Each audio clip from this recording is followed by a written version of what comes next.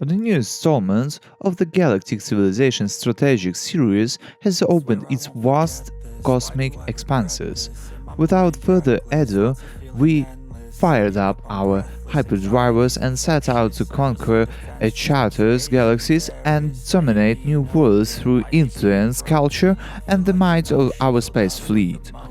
It's not such a distant future, but it's a very remote galaxy. As a rapidly developing civilization, we felt cramped within the confines of our home planet, and even the local solar system no longer seemed spacious enough. So it's time to embark on active expansion and the enlargement of our galactic holdings. But here's the catch. We are far from the only ones in this corner of the universe who think the same way. Clearly, conflicts of interest are inevitable and their outcome will depend solely on the resourcefulness and strategic abilities of civilization leaders. What a magnificent view of our current and future dominions! For fans of the genre, the new galactic civilizations will hardly seem like uncharted territory. Rather, it's familiar and well-explored terrain. Right from the start you'll encounter the familiar elements of 4X strategy and classic genre approaches to game design. It's all according to the textbook.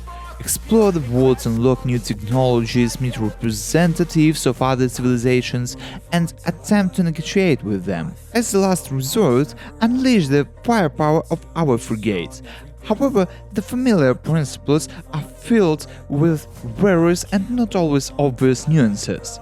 For instance, there is a choice of your starting civilization.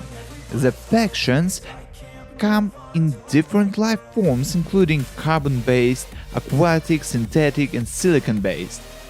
This parameter affects special bonuses and preferences for settling planets.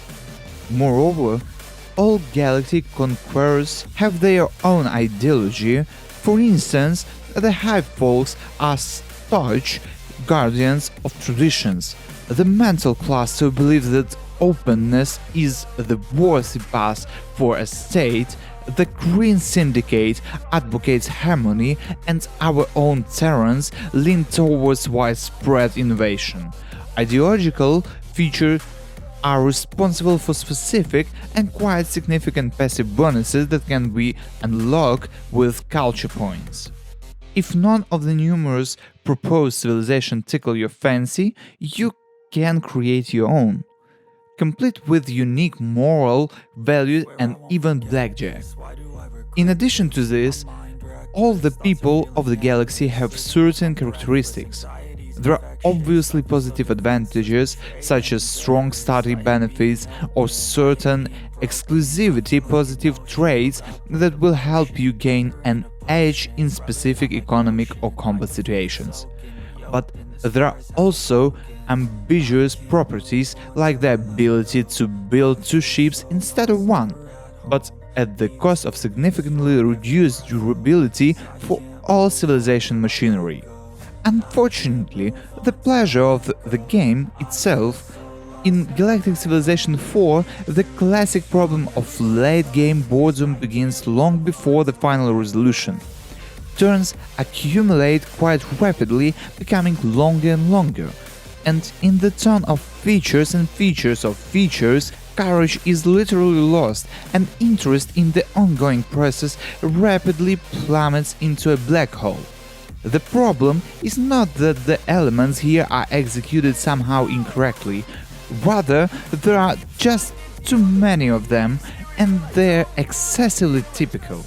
The creators have provided their work with literally everything that is loved in the genre, but they have forgotten about unity and most importantly originality.